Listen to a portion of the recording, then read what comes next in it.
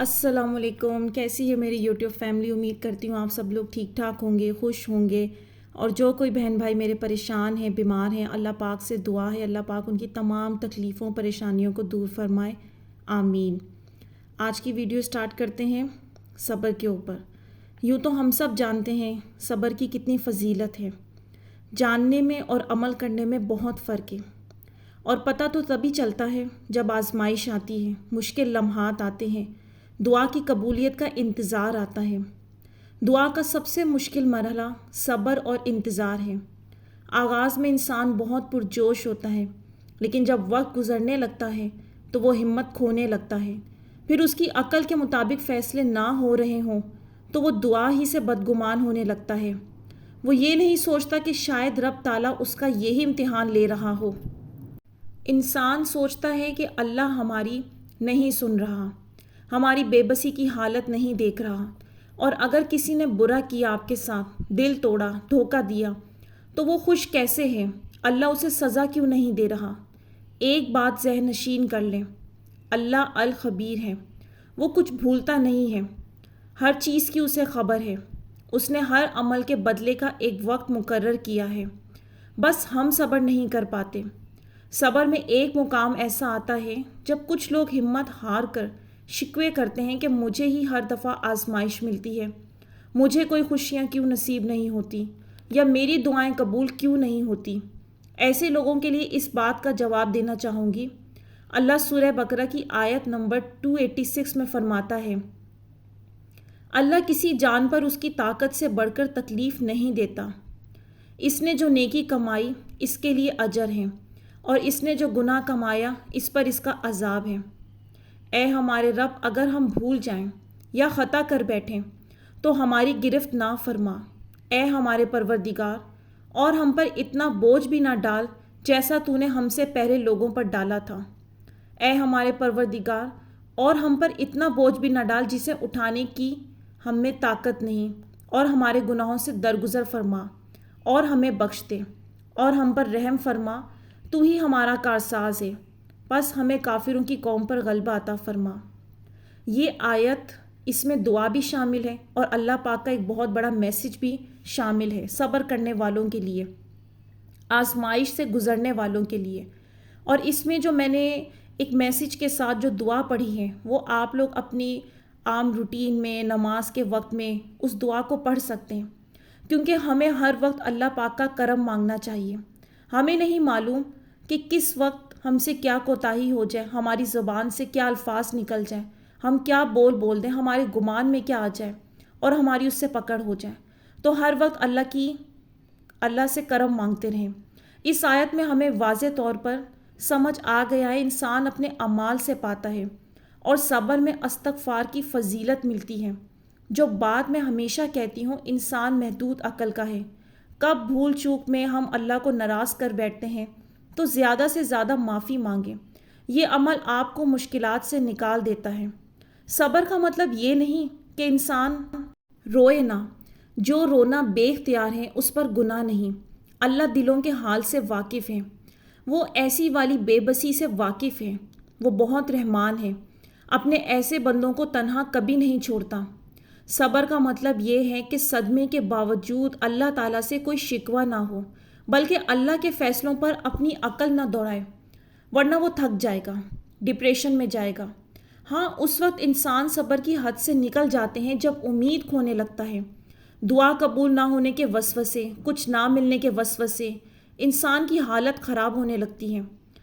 صبر جبکہ وہ واحد ہتھیار ہے جو انسان کو امید پر زندہ رکھتا ہے، وہ امید جو اللہ چاہتا ہے انسان سے۔ سورہ معارج کی آیت نمبر 5 میں آپ لوگوں سے شیئر کروں گی۔ اللہ فرما رہا ہے، تو تم اچھی طرح صبر کرو۔ بس تو اگر چاہتے ہیں اللہ آپ کی دعاؤں کا جواب دے، آپ کے سوالوں خیالوں کا جواب دے، تو یہ تبھی ممکن ہے جب اپنی تکلیف، درد، غم، دعا سب اللہ کے حوالے کر دیتے ہیں، اندھے یقین کے ساتھ۔ جس نے یہ نظام تخلیق کیا ہے، اس مرحلے میں گزرنے کا طریقہ بھی بتایا ہے، تو پھر جواب بھی وہ لازمی دے گا، تنہا نہیں چھوڑے گا آپ کو، اور اس کے لیے صبر کے گھونٹ پینا ہوں گے۔ اس وقت تو مصلحتیں سمجھ نہیں آتی، دیری کی یا انتظار کی، لیکن آہستہ آہستہ وہ سب سمجھا دے گا۔ اس کائنات پر ہی غور کر لیں، ہر شے میں صبر اور انتظار ہے۔ چاند سورج اپنے وقت سے پہلے نہ نکلتے ہیں نہ ڈوبتے ہیں، موسموں کی اپنی ایک فراوانی ہے، نہ بڑھاپا جوانی سے پہلے آ سکتا ہے، نہ جوانی وقت سے پہلے ڈھل سکتی ہے۔ اللہ کی بڑی پرفیکٹ پلاننگ ہے ہر نظام اور شے میں، اور ہر چیز میں وقت کو مقرر کر کے ہمیں واضح طور پر اللہ سمجھا رہا ہے کہ صبر تو کرنا ہوگا۔ صبر مقرر ہی مقرر ہے، جیسے روزہ صبر کی سب سے اعلیٰ مثال ہے۔ ایک وقت تک بھوک پیاس کو سہ کر وہ افطار کے انعامات سے نوازتا ہے۔ غور کریں تو مختلف طریقوں سے ہر کام میں وقت مقرر کر کے ہمیں صبر کی مثال سمجھا رہا ہے۔ مسئلہ تب ہوتا ہے جب اقرار تو کرتے ہیں کہ سب اللہ پر چھوڑ دیا ہے، لیکن دل سے نہیں کہتے۔ کہیں نہ کہیں ہم یہ چاہ رہے ہوتے ہیں وہی ہو جو ہم چاہتے ہیں، اس لیے ہم بے چین رہتے ہیں اور سمجھ ہی نہیں پاتے ہمارے ساتھ ہو کیا رہا ہے۔ نماز پڑھتے ہیں، دعائیں مانگتے ہیں، تہجد پڑھ کر بھی سکون نہ ملے تو یہ ایک بڑا سوال ہے آپ کی ذات کا، کیونکہ یہی حالت ثابت کرتی ہے کہ آپ کو اس کی مصلحتوں، اس کی پلاننگ، اس کے وقت پر یقین ہی نہیں ہے۔ اس لیے اذیت کم نہیں ہوتی، آپ کا ذہن سکون میں نہیں آتا، شکوے ختم نہیں ہوتے، پھر لگتا ہے اب وجود تھک گیا ہے صبر کر کر کے، شاید اب دعا قبول ہوتی نظر نہ آئے گی۔ سورہ یونس کی آیت نمبر 109 میں اللہ فرماتا ہے، اور صبر کرتے رہو حتیٰ کہ اللہ فیصلہ فرما دے، اور وہ سب سے بہتر فیصلہ فرمانے والا ہے۔ یہ وہ بات ہے جس پر انسان کو یقین کرنا ہوگا، تو ہی وہ دعا کی قبولیت کی منزل تک پہنچ سکے گا۔ یاد رکھیں، صبر سفر ہے مسلسل، امید، توکل اور یقین کا۔ یعقوب علیہ السلام کی ہم مثال تو دیتے ہیں کہ ان کی دعا اتنے انتظار اور صبر کے بعد قبول ہوئی، پھر ہم کیوں ہمت ہار جاتے ہیں، جبکہ یہ نہیں دیکھتے اس پورے عرصے میں انہوں نے ہمت نہ ہاری، یقین نہ کھویا۔ آنسو ان کے شکوے نہیں ہیں، بے اختیاری کے تھے۔ وہ اچھے سے جانتے تھے اللہ ہے اور واحد وہی ہے جو دے سکتا ہے، انتظار کروا رہا ہے تو ایسا ہی ہے، لیکن میں مایوس نہیں ہوں گا۔ پھر ہم کیوں ان کی دعا کی قبولیت کا ذکر کرتے ہوئے ان کی صبر کی جد و جہد بھول جاتے ہیں؟ ہمیں دیری کا مطلب اللہ کا انکار نہیں ہوتا، تو کیوں وہ یعقوب علیہ السلام کو اتنے عرصے انتظار کرواتے رہے؟ بات یہ ہے کئی دفعہ انتظار بھی آزمائش بن جاتا ہے۔ ہمیں کیا معلوم رب تعالیٰ ہمیں کیسے کیسے کن کن طریقوں سے آزما سکتا ہے۔ ہمیں تیار رہنا چاہیے۔ شیطان پھر لاکھ دل میں وسوسے ڈالے، دعا چھوڑ دو، انتظار چھوڑ دو، لیکن آپ نے پیچھے نہیں ہٹنا، کیونکہ قرآن میں یہ واضح طور پر اس نے سمجھا دیا ہے، اور کتنا مہربان ہے وہ رب، خود ہی امتحان دے کر اسے پاس کرنے کے طریقے بھی سمجھا رہا ہے کہ اگر ایسے ایسے تم کرو گے تو کامیاب ہو جاؤ گے۔ یہ بس آپ پر ہے کہ آپ کتنے یقین اور صبر سے اسے مناتے ہیں، پکارتے ہیں، محنت کرتے ہیں۔ اور کیا لگتا ہے صبر کرنے والے اور شکوے کرنے والے برابر ہو سکتے ہیں؟ یا جو رب کی رضا میں راضی ہیں اور جو رب کی رضا میں راضی نہیں ہوتے، تو کیا ان کی کیفیت ایک جیسی ہو سکتی ہیں؟ اللہ نے تو پہلے ہی بتا دیا کہ میں تمہیں آزماؤں گا۔ پھر یہ سوال، گلے شکوے اور خود کی دعا قبول ہوتی نظر نہ آئے تو پھر بدگمان کیسے ہو سکتے ہیں؟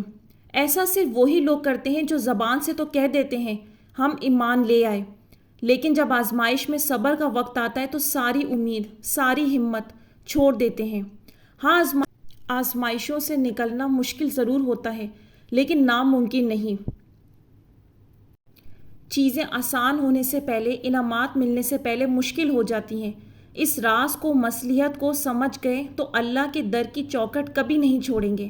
آپ یہ ٹھان لیں گے میں لے کر ہی جاؤں گا۔ دنیا ایک طرف اور آپ کا دیوانہ وار یقین ایک طرف ہونا چاہیے۔ ایسے ہی لوگوں کی زندگی جہاں دوسروں سے الگ ہوتی ہے، وہیں خدا کی کرامات اور معجزات کا دیدار بھی صرف وہی لوگ کر سکتے ہیں۔ سورہ بقرہ کی آیت 155 میں اللہ فرماتا ہے، اور صبر کرنے والوں کو خوشخبری سنا دیں۔ قرآن میں اللہ نے صبر کا کئی مقامات پر بار بار ذکر کیا ہے۔ اس کے انعامات کا ذکر کیا ہی کیوں؟ کوئی وجہ تو ہے۔ مثلاً جب کوئی شخص عمارت بناتا ہے تو اسے معلوم ہوتا ہے اس نے اس کو کھڑا رکھنے کے لیے، معیاری رکھنے کے لیے کیا کیا استعمال کیا، کن طریقوں سے بنایا ہے۔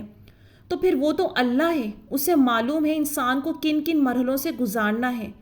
تو بس یہ مشکل کے لمحات جو لگتا ہے کبھی ٹھیک نہیں ہو سکتے، اس میں اپنی تدبیریں استعمال کرنا چھوڑ دیں۔ آپ بار بار ناکام ہوئے، کیا ملا؟ تو پھر ایک مرتبہ اس کے سپرد کر کے دیکھ لیں، آپ کو خود سمجھ آ جائے گی اپنے اختیارات ہونے اور نہ ہونے کی۔ صبر کی منزل تو یقین، انتظار اور دعا سے ہی کرتی ہے۔ چاہے آپ کچھ بھی کر لیں، کوئی بھی نئی تدبیر استعمال کر کے دیکھ لیں، ملتا ویسے ہی ہے جیسے اس نے لکھا ہے۔ میں یہ نہیں کہتی تب تک اندر جلتی آگ بجھ جائے گی، آنسو تھم جائیں گے، کیونکہ جب تک اندر کی آگ جلتی رہے گی آپ تڑپ کر مانگنا نہیں چھوڑیں گے، اور یہی کوشش آپ کو آپ کی منزل تک پہنچائے گی۔ تو امید کرتی ہوں کہ آپ لوگوں کو یہ ویڈیو ضرور ہیلپ کرے گی، اور صبر کا دامن کبھی مت چھوڑیے گا۔ شیطان اپنی پوری کوشش کرے گا کہ آپ لوگ مایوس ہو جائیں، تھک جائیں۔ بعض اوقات آپ بہت یکسوئی سے دعائیں مانگ رہے ہوتے ہیں، تب بھی بہت سارے لوگوں کو یہ خیالات آ رہے ہوتے ہیں کہ یہ دعا قبول نہیں ہوگی۔ کبھی غور کیا ہے آخر یہی بات سب لوگوں کو کیوں آتی ہے؟ میجورٹی لوگوں کے ساتھ ایک ہی طرح سے یہ سب کیوں ہو رہا ہے؟ یعنی اس دعا کے مرحلے میں ایک ہی فیلنگ سے گزرنا، بہت سارے تجربات ایک ہی طرح کے ہونا، کیا یہ اتفاق ہے؟ یہ بالکل بھی اتفاق نہیں ہے، یہ شیطان کا وسوسہ ہے جو آپ کو آپ کی منزل تک جانے سے روکے گا، اور آپ نے پیچھے نہیں ہٹنا۔ جب وہ رب کہہ رہا ہے میں دیتا ہوں تو پھر آپ نے بھی مانگتے رہنا ہے۔ تو اب مجھے دیجیے اجازت، ویڈیو کا اینڈ کرتی ہوں۔ کمنٹس میں اپنی رائے کا اظہار ضرور کیجیے گا، مجھے اپنی دعاؤں میں یاد رکھیے گا۔ آپ سب لوگ تو میری دعا میں شامل ہیں۔ انشاءاللہ نیکسٹ ویڈیو میں ملوں گی کسی نئے اور اچھے ٹاپک کے ساتھ۔ تب تک مجھے اجازت دیجیے، اللہ حافظ۔